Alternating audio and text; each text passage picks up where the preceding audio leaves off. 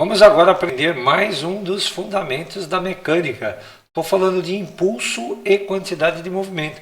Existe uma gama enorme de problemas e situações da natureza que nós podemos aplicar e resolver com esses conceitos. Dá só uma olhadinha aí. O que vem a ser impulso? Impulso é sinônimo de empurrão. Então vamos imaginar aquela situação, né? Eu tenho aqui um objeto e esse objeto vai ficar sujeito à ação de uma força. Né? Então está aqui a força aplicada a esse objeto. Vou chamar aqui de força F. O que essa força vai produzir depois de um tempo de atuação aí no objeto?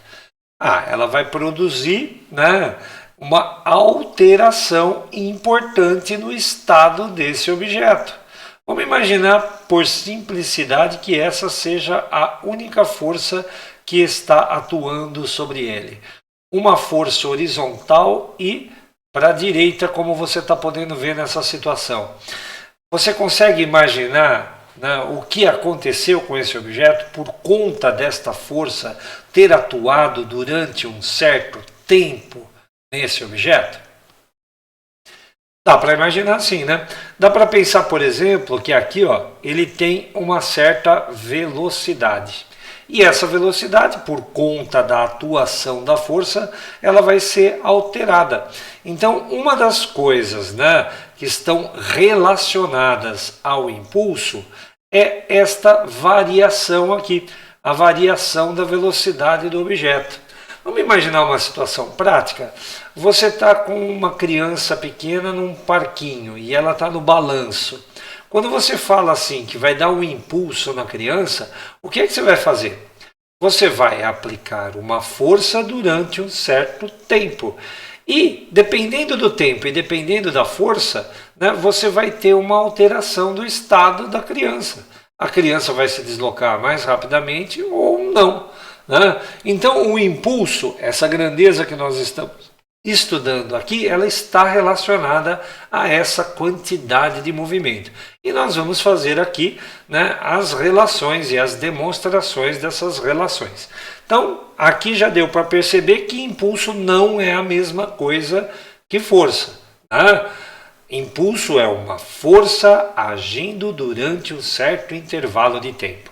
Então, vamos dar sequência nessa história.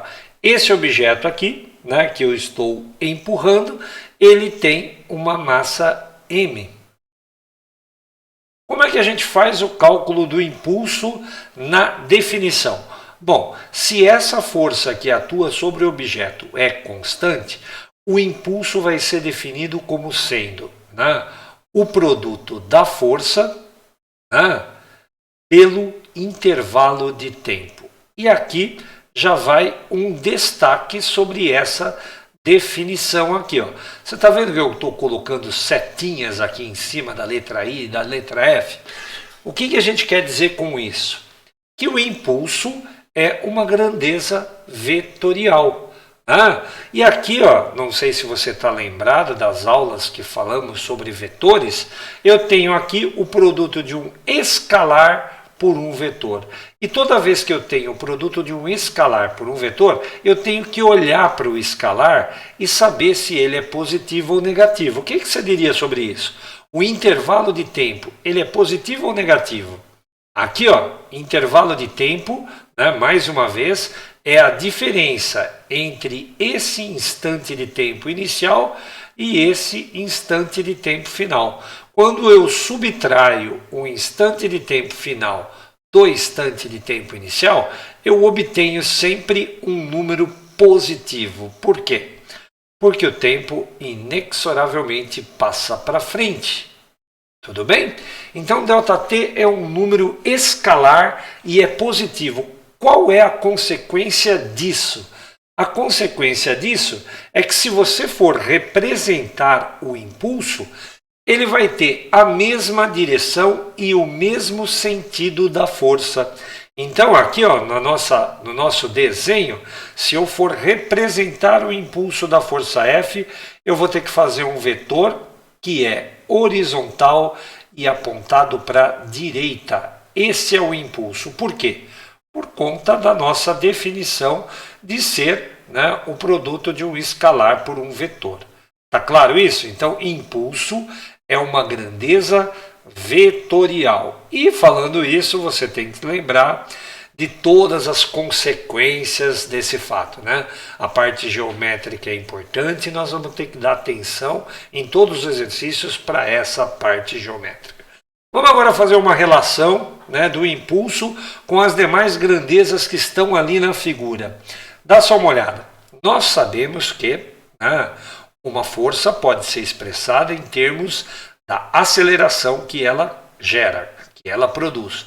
Força é massa vezes aceleração. Isso daqui a gente chamou, né, um dia de princípio fundamental da dinâmica. Vou fazer a substituição aqui, ó. Então, o nosso impulso ele poderia ser calculado, se eu substituir essa segunda equação na primeira, como sendo a massa, né, multiplicada pela aceleração vezes o intervalo de tempo. Até aqui, nada de muito importante. Vamos lembrar da definição da aceleração? A aceleração é a taxa de variação da velocidade em relação ao tempo. A variação da velocidade em relação ao tempo. Vamos substituir novamente nessa expressão resultante essa nossa definição da aceleração. Nós ficaremos com o seguinte, ó, o impulso, né, fazendo a substituição dessa equação de baixo lá em cima, ele seria a massa vezes a variação da velocidade no tempo. Tudo isso multiplicado aqui ainda pelo tempo. Aqui uma coisa interessante, né? Eu estou caminhando aqui para um resultado do impulso que não depende propriamente do tempo. Prova disso é que eu estou fazendo esse cancelamento aqui, ó. Δt foi embora. Vamos agora pensar o que é essa variação da velocidade que está aqui, ó. A variação da velocidade que está aí nada mais é do que a velocidade final do objeto menos a velocidade inicial do objeto. Então, mais uma vez, fazendo substituição na equação de cima, eu vou ficar com esse resultado, ó. O impulso, ele é a massa multiplicada pela velocidade final menos velocidade inicial, pela variação da velocidade. Tudo bem? E agora, finalmente, né, estava buscando essa relação, a relação das grandezas da nossa figura ali, ó. Olha só essa definição que eu estou colocando aqui, ó. O impulso, ele vai ser igual, né, a massa vezes a velocidade final menos a massa vezes a velocidade inicial. Pois bem, gente, esse finalzinho ele é extremamente importante para a física, né? Extremamente importante para a mecânica. Você está vendo essa grandeza aqui, ó, o produto da massa pela velocidade? Isso é o que a gente chama de Q. E o que vem a ser Q, J? Q é a quantidade de movimento de um objeto. É o produto da massa do objeto pela velocidade do objeto.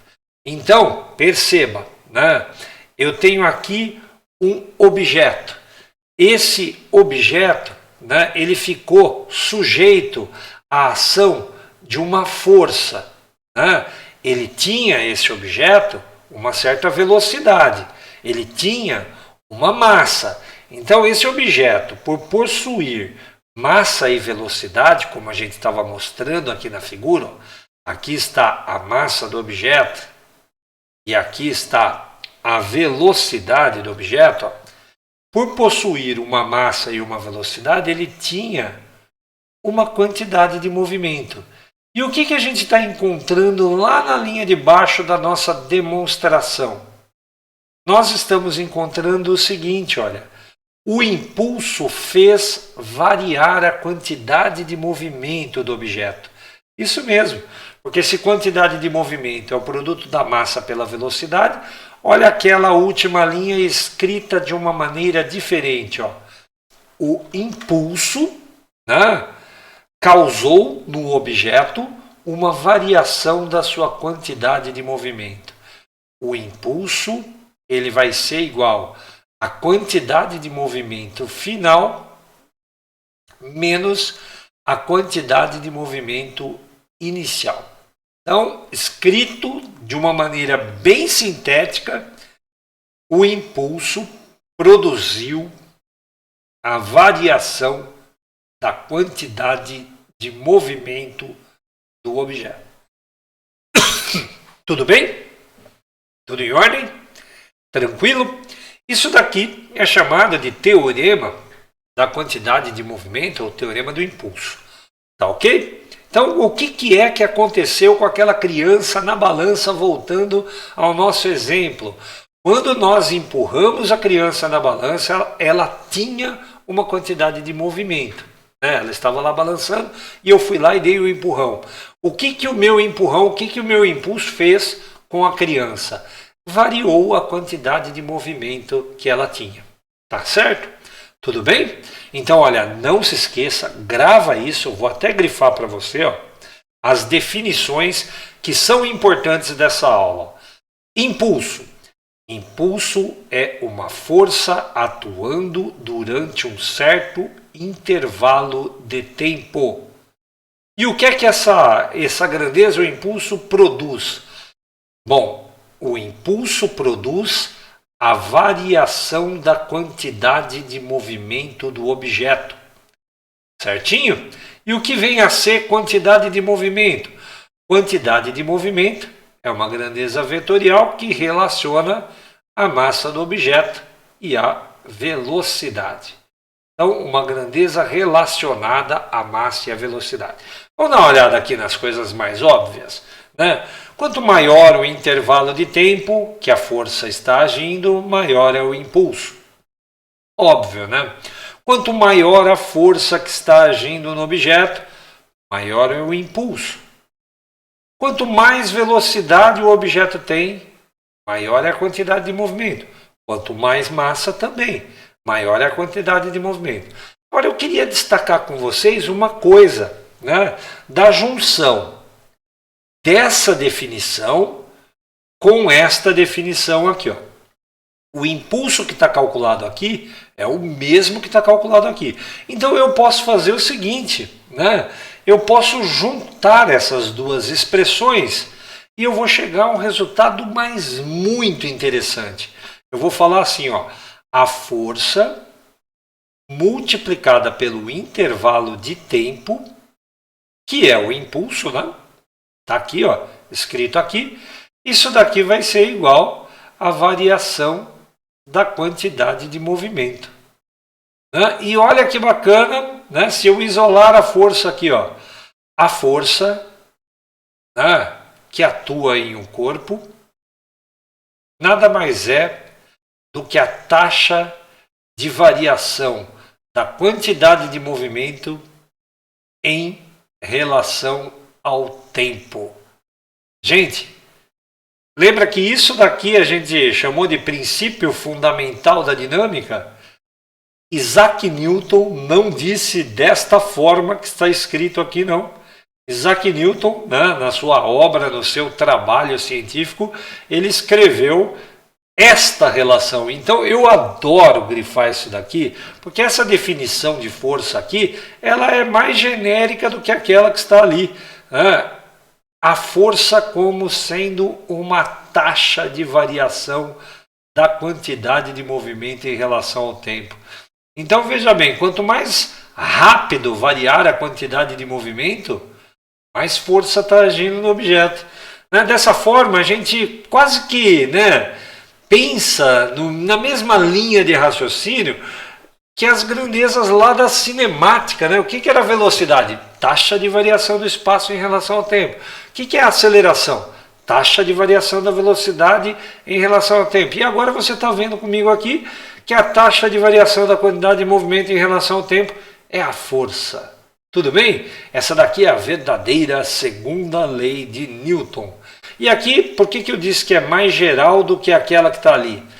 Porque existem duas maneiras da quantidade de movimento mudar, né? Uma delas é realmente a velocidade, aí você vai falar de aceleração. Mas a outra maneira da quantidade de movimento mudar é a massa mudando, gente, né? Então, nós vamos ter condições de resolver problemas a partir de agora, onde a massa pode variar, onde a massa não é constante, tá? É uma das situações que a gente aplica esses dois conceitos da mecânica que nós estamos vendo agora. No Sistema Internacional de Unidades, como é que fica isso? No SI, como é que a gente mede o impulso, como é que a gente mede a quantidade de movimento? Bom, se você falar em termos de Sistema Internacional de Unidades, olha, vou escrever entre colchetes, né?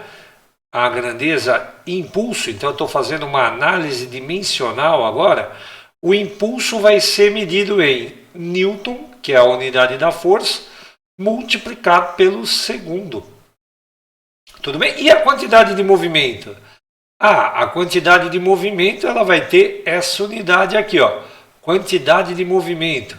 Ela vai ser medida em quilograma, unidade da massa, quilograma, metro por segundo. Agora, olha só essa fórmula que está aqui, ó. Faz uma análise dimensional do lado esquerdo e do lado direito.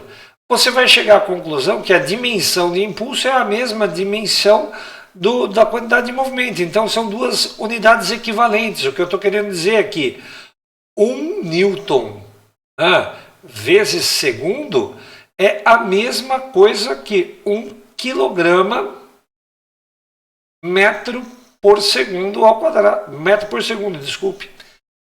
Metro por segundo. As unidades são equivalentes, então eu poderia sim medir o impulso em quilograma metro por segundo, assim como eu poderia medir a quantidade de movimento em Newton vezes segundo.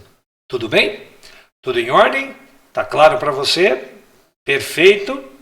Então vamos dar agora uma olhadinha numa parte muito importante desse conceito que está aí, né? Imagina você que a gente tenha, né, um sistema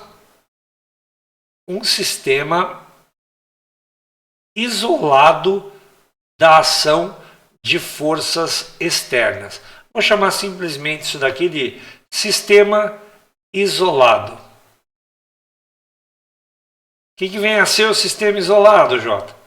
O sistema isolado é aquele onde os corpos que constituem o sistema apenas trocam forças entre si.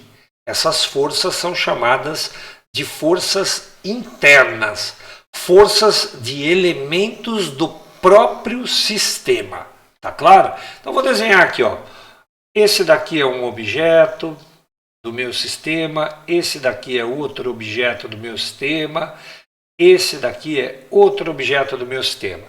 E, de alguma forma, né, esse conjunto de três objetos, poderia ser mais, né, esse conjunto de três objetos ele está isolado do resto. E o conceito de isolado eu já expliquei e vou falar de novo. Né?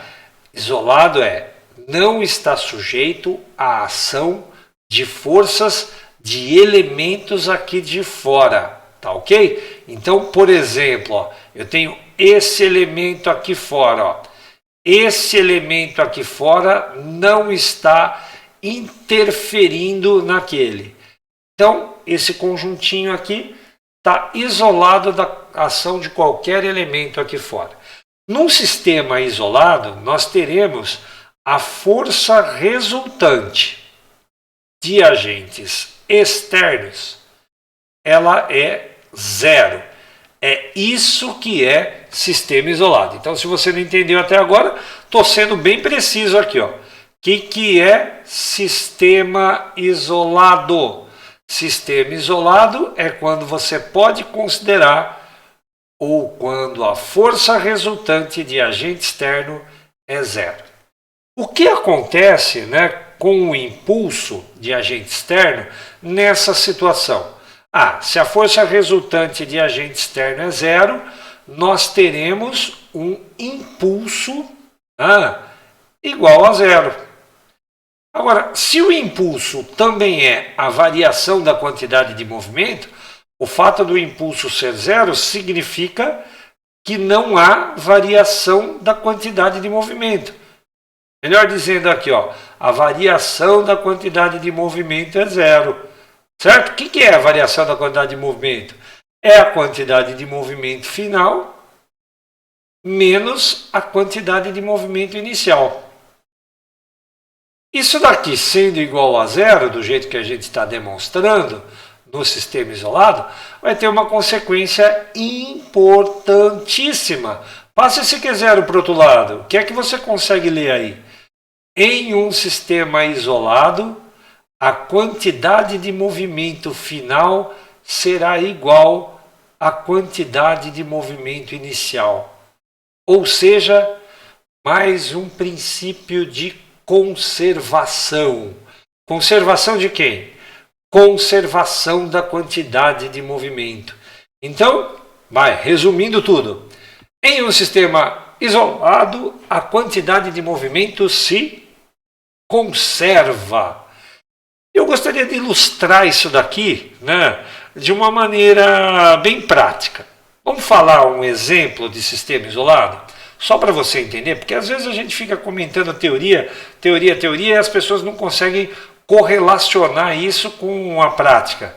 Vamos já falar de um sistema na prática. Olha só, dá só uma olhada aqui o que é que eu vou fazer agora.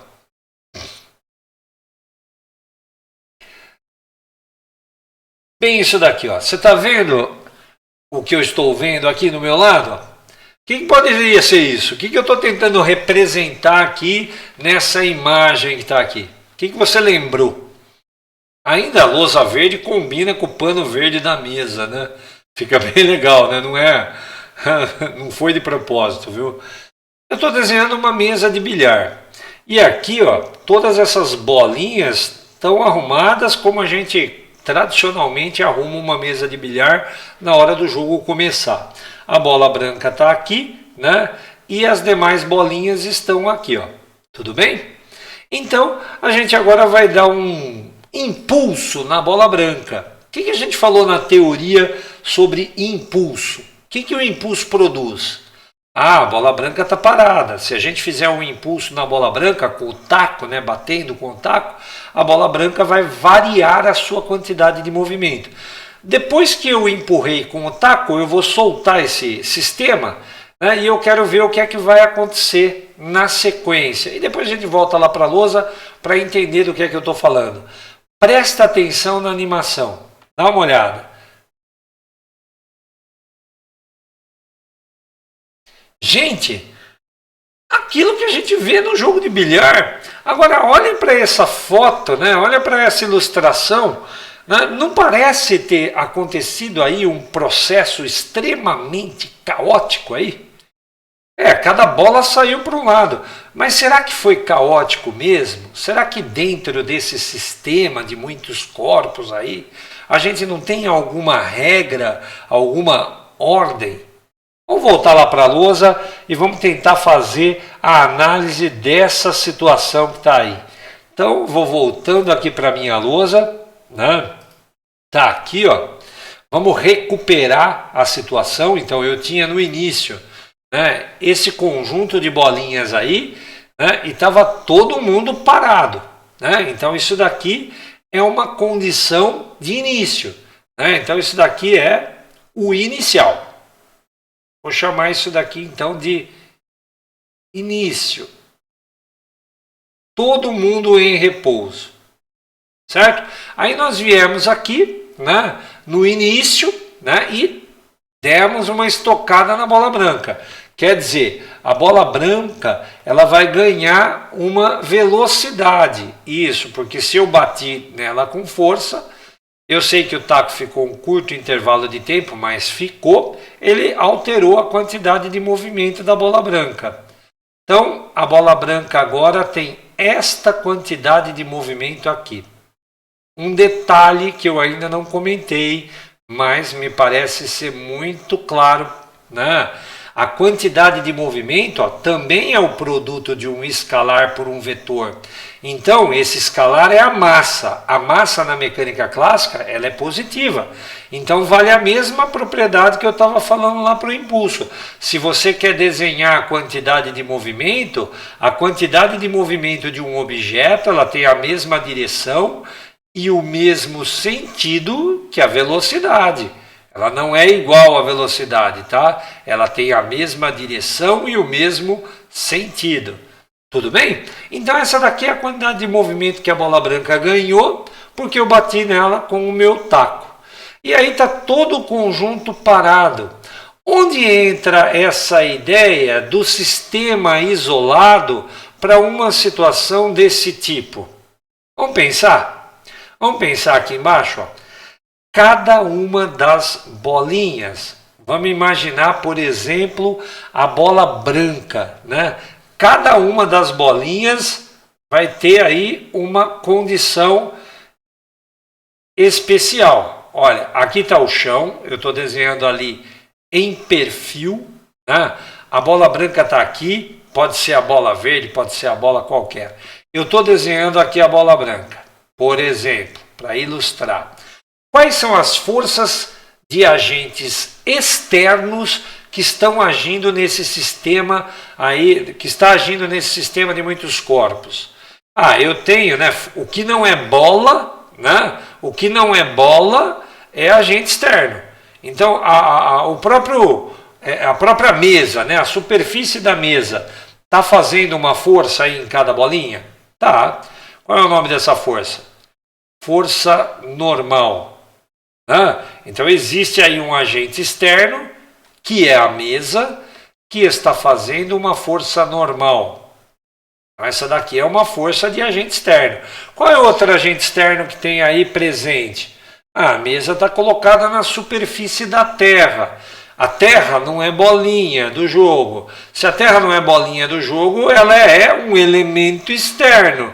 Fazendo força? Sim, fazendo força. Fazendo a força-peso. Então eu tenho aqui, né, a ação da força-peso. Se eu desprezar o atrito, vamos fazer isso?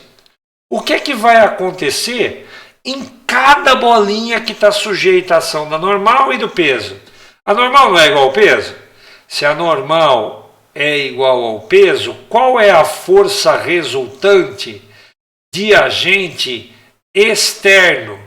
Né? Qual é a força resultante de agente externo? É zero. Então, o que significa isso para esse sistema? Significa que eu tenho uma quantidade de movimento agora. Depois que a bola branca interagir com todo mundo aqui, ó, eu vou ter uma situação desse tipo aqui, ó, que a gente viu na imagem. Isso daqui, ó, eu vou chamar de fim. Não é bem o fim, mas é o fim nesse intervalo de tempo que eu estou olhando aqui. Tudo bem? É o final. Se isso daqui é o início, isso daqui é o fim. E qual foi o fim? O fim a gente viu, né? Foi mais ou menos assim, né? Uma bola vindo para cá, a outra bola indo para lá, a outra para cá, outra para lá, e aquilo que a gente achava que era o caos. Né? Cada uma dessas setas aqui, gente, representa uma certa quantidade de movimento. Então, quantidade de movimento do corpo 1, quantidade de movimento do corpo 2, quantidade de movimento do corpo 3. Né? Essas são as quantidades de movimento de cada objeto. Quantidade de movimento do 4 e assim vai. Ó. Vou anotar aqui, ó, quantidade de movimento do objeto N. Parece o caos, mas não é. Se eu somar as quantidades de movimento de cada uma das bolas, ou seja, se eu fizer o Q1 mais o Q2, mais o Q3, né, mais o Qn, se eu somar todas essas quantidades de movimento, eu terei a quantidade de movimento final. E é aí que entra a beleza da natureza, tá? O que é que está dito desde o início da nossa análise? Se a força resultante é zero, o sistema é isolado, e se o sistema é isolado, isso daqui tem que acontecer. A quantidade de movimento final vai ter que ser igual à inicial. Gente, dá trabalho fazer, viu? Somar vetorialmente todo mundo. Mas depois que eu somar todo mundo, não tenha dúvidas. Vai dar um vetor exatamente assim, ó, vertical e apontado para cima. Esse daqui é o Q final. De todo mundo, é a soma de todos os Qs. E por que esse Q final tem que ser assim, vertical e apontado para cima? Porque o Q final é igual ao Q inicial. É assim que funciona a natureza. Tá claro isso? Tá entendido isso? Então aqueles processos, por exemplo, em uma colisão, frequentemente a gente pode considerá-la, né, sob certos aspectos, um sistema isolado. A gente vai ter isso acontecendo. Frequentemente, em uma explosão, você vai ver isso nos exercícios, nós vamos considerar o sistema isolado e você vai ter, né, isso daqui acontecendo. A natureza revela algumas coisas para a gente que são simplesmente lindas, maravilhosas e fantásticas. Eu acho que essa, né, é sem sombra de dúvida uma delas. A conservação da quantidade de movimento. Eu espero que você tenha gostado dessa aula, eu espero que você tenha entendido, né, e a gente vai fazer alguns exercícios agora para ilustrar tudo isso. Foi muito bom, né, ver um assunto tão lindo da física como esse.